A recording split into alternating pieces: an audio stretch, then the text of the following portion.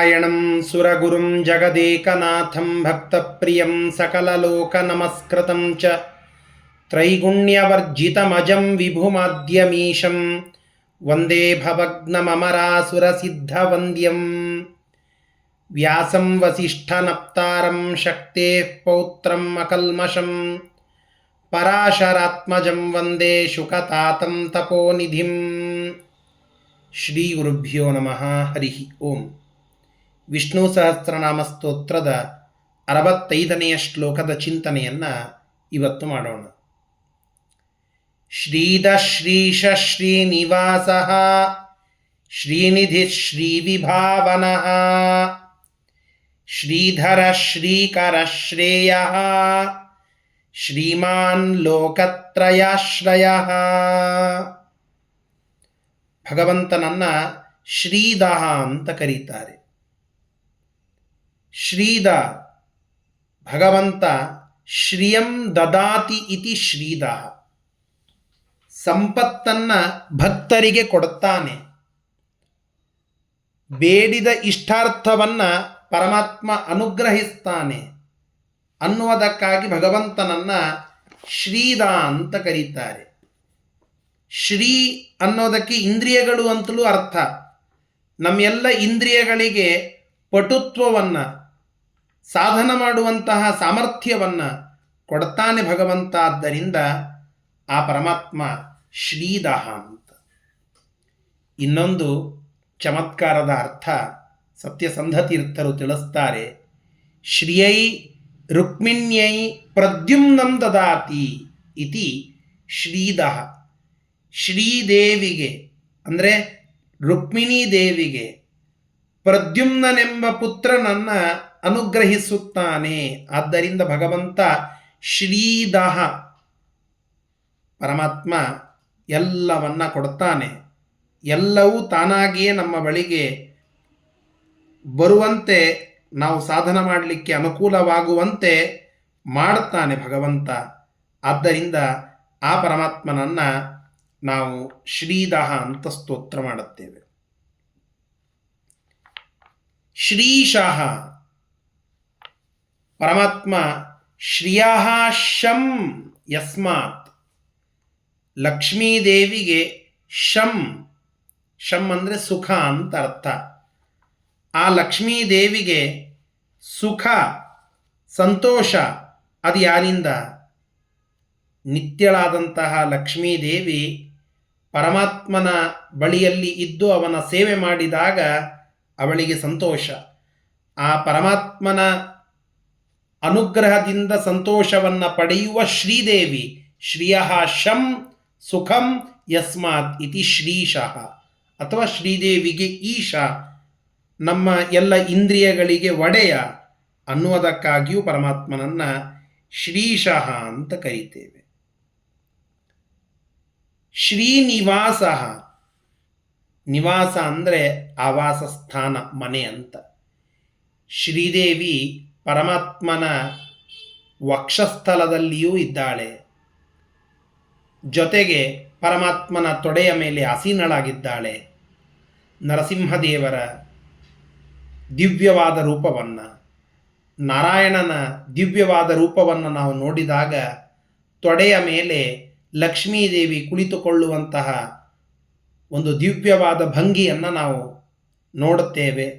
ಹಾಗೆ ಪರಮಾತ್ಮನ ತೊಡೆಯ ಮೇಲೆ, ಪರಮಾತ್ಮನ ಹೃದಯದಲ್ಲಿ ವಾಸ ಮಾಡಿರುವಂತಹ ಲಕ್ಷ್ಮೀದೇವಿ ಶ್ರೀನಿವಾಸ. ಶ್ರೀದೇವಿಗೆ ಆವಾಸ ಸ್ಥಾನ, ಲಕ್ಷ್ಮೀದೇವಿಯ ನಿವಾಸ ಅದು ಪರಮಾತ್ಮ. ಆದ್ದರಿಂದ ಶ್ರೀನಿವಾಸ ಶ್ರಿಯಾಂ ನಿವಸತಿ ಅಂತರ್ಯಾಮಿತಯ ನಿವಾಸ. ಲಕ್ಷ್ಮೀದೇವಿಯಲ್ಲಿ ಅಂತರ್ಯಾಮಿಯಾಗಿ ತಾನು ವಾಸ ಮಾಡುತ್ತಾನೆ, ಶ್ರೀದೇವಿಗೆ ವಾಸಸ್ಥಾನನಾಗಿದ್ದಾನೆ. ಈ ಎಲ್ಲ ಕಾರಣದಿಂದಾಗಿ ಶ್ರೀನಿವಾಸ ಇದು ಪರಮಾತ್ಮ. ಶ್ರೀನಿಧಿ, ಶ್ರೀನಿಧಿ ಶ್ರಿಯಃ ಕಾಂತಯೋ ನಿಧೀಯಂತೆ ಇತಿ ಶ್ರೀನಿಧಿ ಅಂತ. ಶ್ರಿಯಃ ಲಕ್ಷ್ಮೀದೇವಿಯನ್ನು ತನ್ನಲ್ಲಿ ಇರಿಸಿಕೊಂಡಂಥವನು ಅಥವಾ ಸಂಪತ್ತು ಐಶ್ವರ್ಯ ಇದೇನು ಶ್ರೀ ಇದೆಯೋ ಇವೆಲ್ಲವುಗಳನ್ನು ನಿಧಿಯಂತೆ ತನ್ನದಾಗಿಸಿ ಇರಿಸಿಕೊಂಡಿದ್ದಾನೆ ಭಗವಂತ. ಆದ್ದರಿಂದ ಶ್ರೀನಿಧಿ ಅಥವಾ ಲಕ್ಷ್ಮೀದೇವಿಗೆ ದೊಡ್ಡದಾದ ನಿಧಿ ಸಂಪತ್ತು ಯಾವುದು? ಸ್ವತಃ ಅವಳೇ ಸಂಪತ್ತು, ಅವಳೇ ಹಣ. ಇಷ್ಟೆಲ್ಲ ತಾನೇ ಸ್ವತಃ ಸಂಪತ್ತಾಗಿದ್ದಾಗ ಸಂಪತ್ತಿನ ಸಂಪತ್ತು ಯಾವುದು ಅಂತಂದರೆ ಅದು ನಮ್ಮ ಪರಮಾತ್ಮ. ಲಕ್ಷ್ಮೀದೇವಿಗೆ ಪರಮಾತ್ಮ ಸಂಪತ್ತಂತೆ. ಇದು ನಾವೆಲ್ಲ ಲಕ್ಷ್ಮೀದೇವಿಯನ್ನು ಬೆನ್ನತ್ತಿ ಹೋದಾಗ ಲಕ್ಷ್ಮೀದೇವಿ ಭಗವಂತನ ಹತ್ತಿರಕ್ಕಿರ್ತಾಳಂತೆ. ಯಾಕೆ? ಸಂಪತ್ತಿನ ಸಂಪತ್ತು ಆ ಪರಮಾತ್ಮ ಅಂತ. ಶ್ರೀ ವಿಭಾವನಃ, ಲಕ್ಷ್ಮೀದೇವಿಗೂ ವಿಭಾವನ ಮುಖ್ಯವಾದ ಕಾರಣನಾದಂಥವನು. ವಿಶೇಷೇಣ ಭಾವಾನ್ನಯತಿ ಇತಿ ವಿಭಾವನಃ. ಶ್ರಿಯಃ ವಿಭಾವನಃ ಶ್ರೀ ವಿಭಾವನಃ. ಆ ಲಕ್ಷ್ಮೀದೇವಿಗೆ ಒಂದು ಅಸ್ತಿತ್ವ, ಅವಳಿಗೆ ಮೂಲ ಕಾರಣನಾಗಿ ಅವಳ ಅಸ್ತಿತ್ವಕ್ಕೆ ಅವಳಿಗೆ ಒಂದು ನೆಲೆಯನ್ನು ಕೊಟ್ಟು ಅವಳು ಪ್ರಕಟಳಾಗುವಂತೆ ಮಾಡುವಂಥವನು. ಅವಳಿಗೆ ಸೃಷ್ಟಿಯಾದಿಯೆಲ್ಲ ಕರ್ತೃತ್ವವನ್ನು, ಆ ಬಲವನ್ನು ಶ್ರೀಹಿ ಯತ್ ಕಟಾಕ್ಷ ಬಲವತಿ ಅಜಿತಂ ನಮಾಮಿ ಅಂತ ಹೇಳಿದಂತೆ ಶ್ರೀದೇವಿಯ ಮೂಲ ಕಾರಣ ಶ್ರೋತಸ್ಸು, ಅವಳು ಪ್ರಕಟಳಾಗುವಂತೆ ಮಾಡೋದು, ಅವಳಿಗೊಂದು ಅಸ್ತಿತ್ವ ನೆಲೆ, ಅವಳ ಕಾರ್ಯಗಳನ್ನು ಕೊಡುವಂತಹದ್ದು ಇದು ಭಗವಂತ. ಆದ್ದರಿಂದ ಶ್ರೀ ವಿಭಾವನಃ ಇದು ಪರಮಾತ್ಮ. ಶ್ರೀಧರ, ಲಕ್ಷ್ಮೀದೇವಿಯನ್ನು ಧಾರಣ ಮಾಡಿದ್ದಾನೆ, ಆದ್ದರಿಂದ ಶ್ರೀಧರ. ಶ್ರೀಕರ, ಎಲ್ಲ ಸಂಪತ್ತನ್ನು ತನ್ನ ಅಂಗೈ ನೆಲ್ಲಿಯಾಗಿಸಿಕೊಂಡು ಕೈಯಲ್ಲಿರಿಸಿಕೊಂಡಿದ್ದಾನೆ. ಸಂಪತ್ತನ್ನು ಸೃಷ್ಟಿ ಮಾಡುವವನಾಗಿದ್ದಾನೆ. ಶ್ರಿಯ ಸಂಪದಃ ಕರಃ, ಆ ಸಂಪತ್ತನ್ನು ಸೃಷ್ಟಿ ಮಾಡುವವನು, ಸಂಪತ್ತನ್ನು ನೀಡುವವನು, ಸಂಪತ್ತಿಗೆ ಒಡೆಯನಾದಂಥವನು. ಇದು ಶ್ರೀಕರ ಪರಮಾತ್ಮ. ಶ್ರೇಯ ಶ್ರೇಯ ಶ್ರೇಯ ಅತಿಶಯೇನ ಪ್ರಶಸ್ಯಂ, ಅತಿಶಯೇನ ಪ್ರಶಸ್ಯಂ ಅಂತ ಬರೀತಾರೆ. ಶ್ರೇಯಸ್ಕರವಾದಂತಹ ರೂಪ ಅದು ಭಗವಂತನದ್ದು. ಆದ್ದರಿಂದ ಶ್ರೇಯಸ್ಕರ ಇದು ಭಗವಂತ. ಶ್ರೇಯಸ್ಸಿನ ಸ್ವರೂಪ ಮಂಗಲ ಪರಮ ಕಲ್ಯಾಣ ರೂಪ, ಕಲ್ಯಾಣಾದ್ಭುತ ಗಾತ್ರ ಪರಮಾತ್ಮ. ಆದ್ದರಿಂದ ಹಿತಕಾರಿಯಾದ ಪರಮಾತ್ಮನ ರೂಪ ಶ್ರೇಯ ಅಂತ ಅನ್ನಿಸಿಕೊಳ್ಳುತ್ತದೆ. ಶ್ರೀಮಾನ್, ಸಿರಿವಂತನಾದಂಥವನು. ಶ್ರಿಯಂ ಮಾತಿ ಇತಿ ಶ್ರೀಮಾನ್.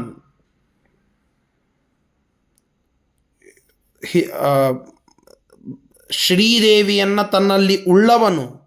ಶ್ರೀ ಅನ್ನೋದಕ್ಕೆ ಜ್ಞಾನ ಅಂತಲೂ ಅರ್ಥ.